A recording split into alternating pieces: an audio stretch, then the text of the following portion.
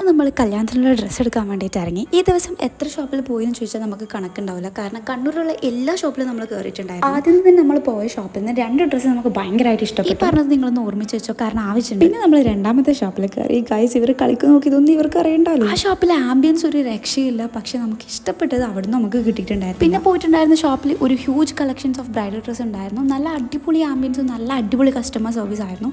പക്ഷേ അവിടുന്ന് നമുക്ക് ഡ്രസ്സ് കിട്ടിയിട്ടുണ്ടായിരുന്നില്ല. ഇത്രയും ഷോപ്പിൽ കയറിയിട്ട് നമുക്ക് ഡ്രസ്സ് കിട്ടാത്തതുകൊണ്ട് റെന്റൽ നോക്കാൻ വിചാരിച്ചു. റെന്റലിന്റെ അവിടെ പോയി കളക്ഷൻസ് ഉണ്ടോ ചോദിച്ചാൽ ഉണ്ട്, പക്ഷെ നമുക്കൊരു സാറ്റിസ്ഫാക്ഷൻ കിട്ടുന്നില്ല. ആൻഡ് ആഫ്റ്റർ ദാറ്റ് വീണ്ടും ഒരു ഷോപ്പിൽ പോയി, അവിടെ നിന്നും കിട്ടിയിട്ടില്ല. ഫസ്റ്റ് പോയ ഷോപ്പിൽ നിന്ന് 2 ഡ്രസ്സ് ഇഷ്ടപ്പെട്ടു എന്ന് പറഞ്ഞില്ലേ, ലാസ്റ്റ് അവിടെ തന്നെ എത്തി. അവിടെ നിന്നാണ് നമ്മൾ എടുത്തിട്ടുണ്ടായിരുന്നത്. അത് കഴിഞ്ഞ് കഴിയുമ്പോൾ നല്ല ആംബിയൻസ്. ആൻഡ് നമ്മൾ ഫുഡ് വെയർ നോക്കാൻ വേണ്ടിയിട്ട് പോയി. രാവിലെ വന്നപ്പോൾ മുതൽ നമ്മളൊന്നും കഴിച്ചിട്ടുണ്ടായിരുന്നില്ല. നേരെ പോയി ഫുഡ് കഴിച്ചു. നല്ലൊരു ചായ കൂടി കുടിച്ചപ്പോൾ ആ തലവേദന ഒന്ന് മാറി. പിന്നീട് നമ്മൾ ഗോൾഡ് നോക്കാൻ വേണ്ടിയിട്ടാണ് പോയത്. അവിടെ അടിപൊളി കളക്ഷൻസ് ഉണ്ടായിരുന്നു. നമുക്ക് ഇഷ്ടപ്പെട്ട കുറച്ച് ഗോൾഡ് മാറ്റി വെച്ചിട്ടാണ് പിന്നീട് നമ്മൾ വീട്ടിൽ പോയിട്ടുണ്ടായിരുന്നത്. കല്യാണത്തിന്റെ അപ്ഡേറ്റ്സ് ഇനിയും കുറേ വരാനുണ്ട്. അപ്പോൾ സബ്സ്ക്രൈബ് ചെയ്യാൻ നിങ്ങൾ മറക്കണ്ട.